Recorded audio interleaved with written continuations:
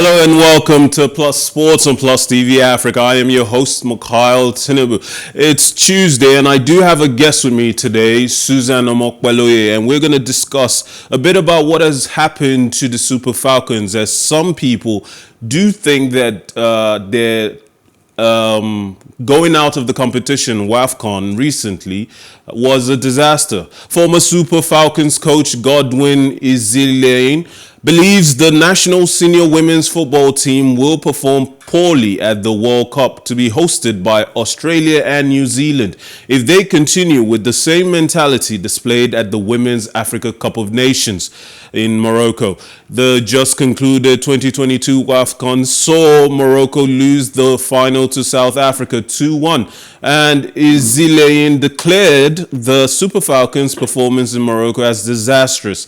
The Nigeria female senior team lost out in the third place match 1-0 to Zambia after they were edged out in the finals by the hosts Morocco. According to the former Super Falcons coach, Nigeria has lost its leadership position in African women football.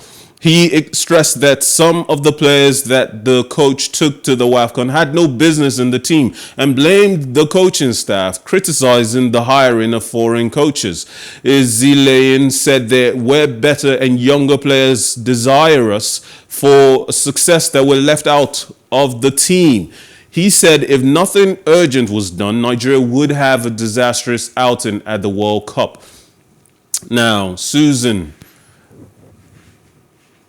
I'm with you. Hello, Susan. Do you agree with this assessment? Yeah, I agree with some of his submission, but some I don't agree with. Let me start from the part where he said there are some players that have no business in that team. For me personally, I think every player in that team is quality.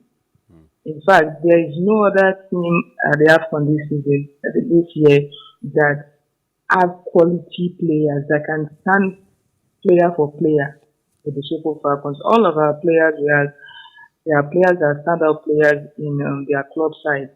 For example, Rashida Tajibade, Maluma Tanide. Rashida plays at Atletico Madrid. Maluma Tanide also plays in Slovenia. Some of them played in Sweden. Some of them played in USA. For example, Numeno also plays in the USA. So all of them are quality players. There are no players that was left out that should have been in the team. The main problem is, do you have a coach that can harness this quality talent? That goes It's to not my a lot of next the team. question, Susan. Yes, Sorry to cut you off. yes. That goes to my next question. We've had this discussion on the male side of football, our national team, and now we're having it again on the female side. Are we just saying that everyone is tired of foreign managers, foreign coaches coming into Nigeria to take control? Is it just about the foreign-based coaches, or is it just the quality that we're complaining about? It's the quality. I've always said it over and again that if we are bringing in any foreign coach, we can't afford to go for a less.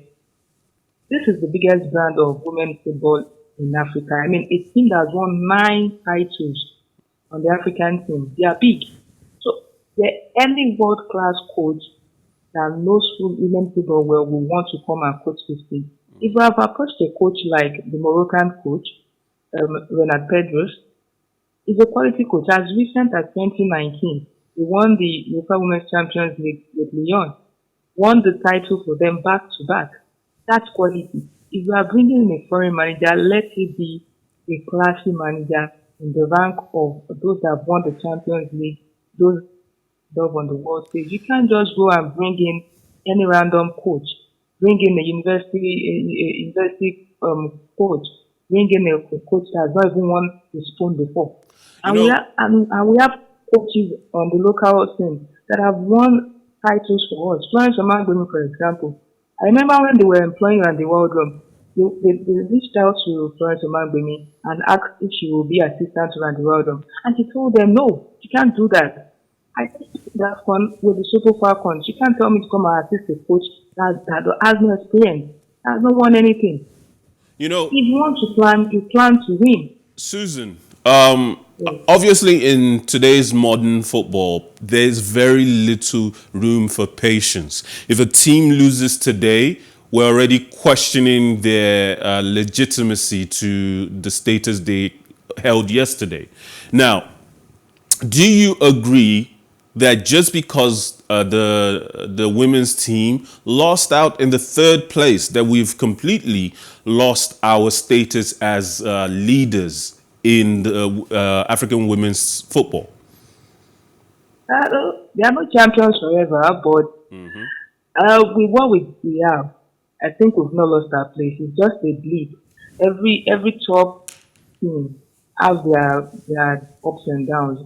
And I think this is just one of the downs. I think if we do the necessary things, we'll be back there. We are not far. We are not far from the best. Yeah, South Africa in recent times they've done a lot of upgrade on themselves in terms of being consistent with their coach and with their players as well. And we saw how that translated into success for them. All, So I think we just need to do the necessary things. all right. Just place our eyes and teeth really well. Change the technical approach we need to do that. Then I think we're good to go. We've not lost anything. There's still that fear factor there from all teams as well. All So right, I Susan. think we're still there. We just need to do something about it. Now let's move on to another women's football, all the way across the Atlantic. England and Sweden finalized training preparations on Monday, July 25th, on the eve of their women's Euro 2022 semi-final encounter. The Sweden women's squad are remaining tight-lipped about the status of their players ahead of a match in Sheffield, with players instructed not to discuss injuries or illnesses with the media. The Swedes have had a number of positive COVID-19 tests in the camp, with first-choice fullbacks Hannah Glass and Jonah Anderson missing the 1-0 quarter-final win over Belgium, while captain Caroline Seger continues to work her way back to full fitness from injury. Meanwhile, England manager Sarina Wigman said her team was pleased that they had brought inspiration to the nation by reaching the semi-final, and they are excited to get the game on the way. England have reached the semi-finals of the past three major tournaments, the 2015 and 2019 World Cups and 2017 Euros, but not managed to go one step further. Millie Bright, in particular, who was born in neighboring city Chesterfield and went to school in Sheffield, where the semi-final will take place, said she has learned from the past and is excited to play in her home city. Hosts England, who needed a late comeback win in extra time to see off Spain in the quarterfinals, trained without any injury concerns surrounding star players. Now, Sweden's Kosovare Silani labeled the VAR at Euro 2022 a catastrophe on Monday, ahead of the semi-final against host England on Tuesday at Bramall Lane in Sheffield. Sweden have had several goals ruled out for VAR throughout the European Championships, including a controversial goal from Arsenal forward Stena Blackstenius in the quarterfinal against Belgium. You've seen 50% fewer cameras in our tournament than the men's game. That is a catastrophe, really, because the decisions can't be made with the same precision, said Aslani, who has been filling in as Sweden captain for the injured Caroline Seger. Sweden manager Peter Gerhardsson echoed Aslani's complaints, saying that it was not acceptable. In the other semi-final on Wednesday, July 27th, Germany take on France at Stadium MK in Milton Keynes. Now, Susan, I do want to talk about VAR. The new technology that is about to be employed in Qatar will use 12 dedicated tracking cameras mounted underneath the roof of the stadium to track the ball and up to 29 data points of each individual player 50 times per second, calculating their exact position on the pitch. The 29 collected data points include all limbs and extremities things that are relevant for making offside calls. Now, the ball itself is going to have a sensor within it that will be able to inform the referee whether the position of the ball relative to the field. So while the cameras track the players, the ball tells the referee where the ball is, so that when the player picks up the ball and passes it, all of those data will be relayed to the referee to let them know, even with an animated representation of where the players are positioned on the pitch when they receive the ball. All of that will improve VAR.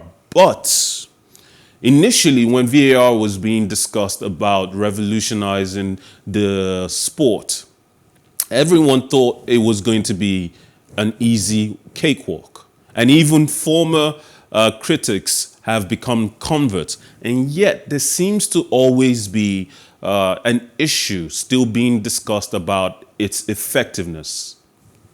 Susan? Susan? Yes, I can hear you. I'm with you. Yes, so I think VAR is something that it will take a couple of years for us to get used to it, and that will be coupled with the fact that they have to also develop new technologies to help VAR. When VAR came in initially, there was a lot of criticism that came with it that it wastes time because it takes a lot of time for the referee to go check the VAR. So they developed something that called the pitch side monitor. So the new technology that is coming with the new invention of VAR so is something that will keep growing until we get that perfect. But now it's not that perfect time for us to say yes, we've gotten VAR fully. So I think even for the Qatar 2022 World Cup, it's still going to be a test run. There will still be criticism surrounding it. There will still be a lot of controversy surrounding it. That there will always be issues about disparity between the men and women's football. Is it just a case of expense that some of this technology now is obviously expensive? Not willing to deploy it in women's sports to the extent that it's currently being deployed in men's sport. Is that a problem that is just administrative, or does women's sports, is it just an investment that they need to make in women's sports right now, even if the amount of money being generated in women's sports isn't on par with men's football? Obviously, that's the case. That's the case because FIFA knows how much they generate for any FIFA organized tournament for men. The wide gap is very, very obvious. So, in terms of also bringing in the technologies, there's a little bit of disparity there. But I think what they should have done in preparation for the FIFA World Cup is all the technologies you intend to use at the World Cup. This is the Euros. This is the biggest stage of football for the women as well. Bring all of these technologies and test run them ahead of the World Cup in a big tournament as this, big competition as this. So I think that's what they should have done. But people always have their way of doing their things. But I think the women also have the right to quiet and say you can't marginalize us.